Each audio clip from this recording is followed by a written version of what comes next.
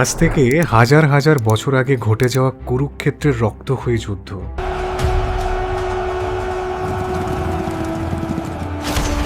কিংবা শ্রী রামচন্দ্রের সেই লঙ্কা যাত্রা,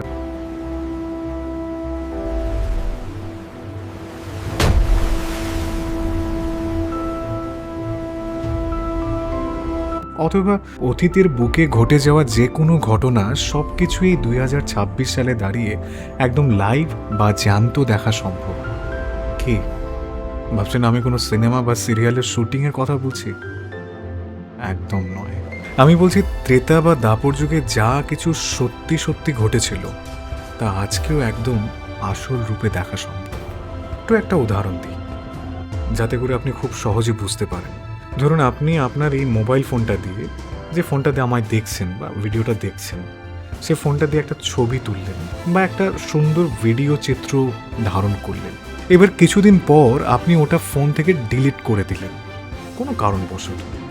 এখন আমার প্রশ্ন হলো, যে ফটো বা ভিডিওটা আপনি ডিলিট করে দিলেন সেটা কি পুরোপুরি ডিলিট হয়ে গেছে? একদমই নয়। ওই ডিলিট হওয়া ফাইলটা ইন্টারনেটের কোনো না কোনো ক্লাউড সার্ভার বা ডেটা সেন্টারে ঠিক সেভ হয়ে থাকে। আমাদের সনাতন শাস্ত্র বলছে মানুষের তৈরি এই ইন্টারনেট মেমোরি কার্ড বা ক্লাউড সার্ভার জন্ম নেওয়ার কোটি কোটি বছর আগে থেকেই এই মহাবিশ্বের নিজস্ব একটা মেমোরি কার্ড অলরেডি তৈরি হয়ে রয়েছে, যেখানে পৃথিবীর জন্ম থেকে শুরু করে কুরুক্ষেত্রের যুদ্ধ, এমনকি ডাইনোসরদের বিলুপ্তি, সব কিছুর ভিডিও রেকর্ডিং একদম সেভ করা আছে। প্রাচীন বৈদিক ভাষায় একেই বলা হয় আকাশিক রেকর্ড, বা সহজ ভাষায় ইথার ডায়েরি। আর হিমালয়ের বুকে লুকিয়ে থাকা রহস্যময় জ্ঞানগঞ্জের ঋষিরা হলেন এই ডায়েরির আসল পাঠক। এখন আপনাদের সরল মনে একটা প্রশ্ন আসতেই পারে, আরে ভাই জ্ঞানগঞ্জ জিনিসটা আসলে কি, বা আমি কি বোঝাতে চাইছি স্পেসিফিক এই ভিডিওতে। দেখুন, জ্ঞানগঞ্জ এটার বিষয় আমি বলছি, ওটা হচ্ছে অনেক বড় বড় যোগী আর সাধকদের বিশ্বাস। জ্ঞানগঞ্জ হলো হিমালয়ের বুকে লুকিয়ে থাকা সেই এক অতি উন্নত আধ্যাত্মিক কেন্দ্র। এটাকে সাধারণ কোনো ভৌগোলিক শহর ভাবলে আপনার ভুল হবে। এটি আসলে এক উচ্চতর আধ্যাত্মিক স্তরের সভ্যতা বা সিদ্ধ ভূমি, যেখানে সাধারণ মানুষ চাইলেও পৌঁছাতে পারে না। শুধুমাত্র উচ্চ স্তরের সিদ্ধ সাধকরাই সেখানে যাওয়ার অনুমতি পান। আশা করি এবার একটু হলেও বুঝতে পেরেছেন জ্ঞানগঞ্জ মানে কি। সুতরাং আমি এই ভিডিওতে বারবারই জ্ঞানগঞ্জ বলবো, তাহলে আপনারা বুঝে নেবেন আমি কি বোঝাতে চাইছি। তাহলে চলুন এবার পরের বিষয়গুলোতে এগোনো যাক। আচ্ছা, আমাদের আধুনিক বিজ্ঞান বা ফিজিক্স কি বলে? বিজ্ঞান বলে এই মহাবিশ্বে কোনো কিছুই কোনোদিন চিরতরে হারিয়ে যায় না। আমরা যখন মুখ দিয়ে কোনো কথা বলি তখন আমাদের কণ্ঠস্বর বাতাসে এক ধরনের শব্দ তরঙ্গ বা ফ্রিকোয়েন্সি তৈরি করে। সেই তরঙ্গ এক জায়গা থেকে অন্য জায়গায় ধাক্কা খেতে খেতে একসময় আমাদের শ্রবণের ক্ষমতার বাইরে চলে যায়, আমরা আর শুনতেই পাই না। কিন্তু তার মানে এই নয় যে শব্দটা পৃথিবী থেকে পুরো রূপে মুছে গেছে। আমরা ইন্টারনেটে যা কিছু আপলোড করি তা যেমন বাইনারি কোড, মানে 0 আর 1, এর মধ্যে মেমোরি চিপে জমা থাকে, ঠিক তেমনই এই মহাবিশ্বে ঘটে যাওয়া প্রতিটি ঘটনা, ডাইনোসরের সেই ভয়ঙ্কর গর্জন থেকে শুরু করে কুরুক্ষেত্রের ময়দানে শ্রীকৃষ্ণের মুখ থেকে বের হওয়া গীতার বাণী, সব কিছুর একটা নিজস্ব ইউনিক কম্পন বা ফ্রিকোয়েন্সি এই আকাশ মাধ্যমে চিরকালের জন্য খোদাই হয়ে গেছে। আমাদের সনাতন ধর্মে বলা হয়েছে এই পুরো সৃষ্টি মূলত 5টি উপাদান দিয়ে তৈরি: ক্ষিতি, অপ, তেজ, মরুদ, ভূম, মানে মাটি, জল, বায়ু, আকাশ, অগ্নি। বৈদিক ভাষায় এদের একসাথে পঞ্চভূত বলা হয়। এর মধ্যে শেষ উপাদানটি অর্থাৎ এই বোম বা আকাশের মানে কিন্তু শুধু নীল আকাশ নয়, এর আসল অর্থ হলো স্পেস বা এক সর্বব্যাপী মাধ্যম, যা পুরো ব্রহ্মাণ্ডকে একসাথে জুড়ে রেখেছে।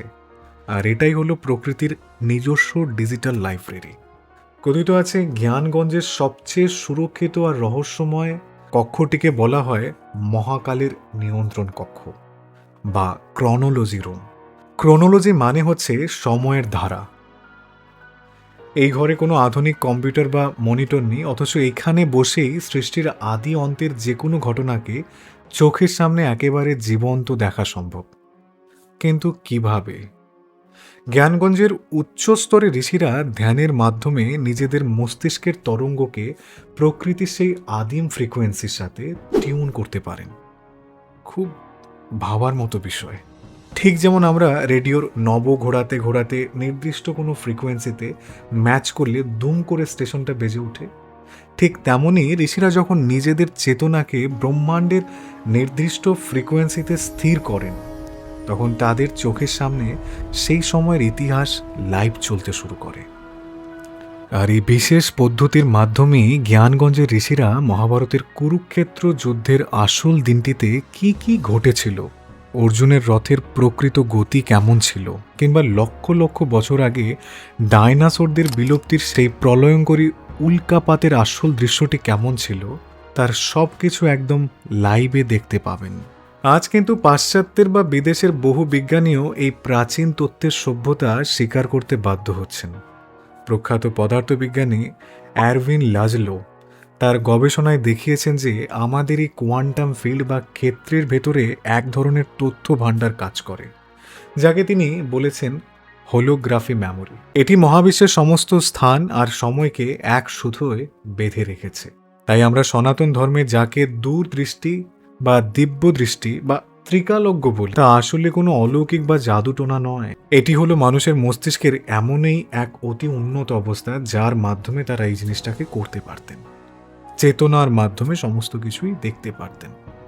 প্রাচীন ভারতের ঋষিরা নিজেদের মস্তিষ্ক আর চেতনাকেই এমন এক পরম রিসিভারে পরিণত করেছিলেন যা ব্রহ্মাণ্ডের যে কোনো তথ্যকে এক মুহূর্তে ক্যাচ বা ধরে ফেলতে পারত। সুতরাং হিমালয়ের এই ইথার ডায়েরি আমাদের মনে করিয়ে দেয় যে মানুষের অহংকার অত্যন্ত তুচ্ছ জিনিস। আমরা যে প্রযুক্তি নিয়ে গর্ব করছি, প্রকৃতি তার চেয়ে কোটি কোটি গুণ শক্তিশালী প্রযুক্তি নিজের বুকে নিয়ে কোটি কোটি বছর ধরে আবর্তিত হচ্ছে। আমাদের ভারতীয় সনাতন সংস্কৃতি আর দর্শন যে কতটা উন্নত আর মহান, আমি যতই জানছি ততই যেন অবাক হচ্ছি, ভাবতেও গায়ে কাঁটা দেয়। আজ যা উন্নত প্রযুক্তির দান বলে মনে হয়, তা কত হাজার বছর আগেই আমাদের সনাতন দর্শনে খুব সহজভাবে লেখা হয়ে গেছে, কিন্তু বোঝার ক্ষমতা আমাদের নেই। আজকের এই ভিডিওটি আপনাদের কেমন লাগলো কমেন্টে নিজের মতামত অবশ্যই জানাবেন। ভিডিওটা শেয়ার করুন সবার সাথে, যাতে আমাদের এই মহান দর্শন সবাই জানতে পারে। দেখা হচ্ছে পরের ভিডিওতে, ততদিন পর্যন্ত ভালো থাকবেন। ধন্যবাদ।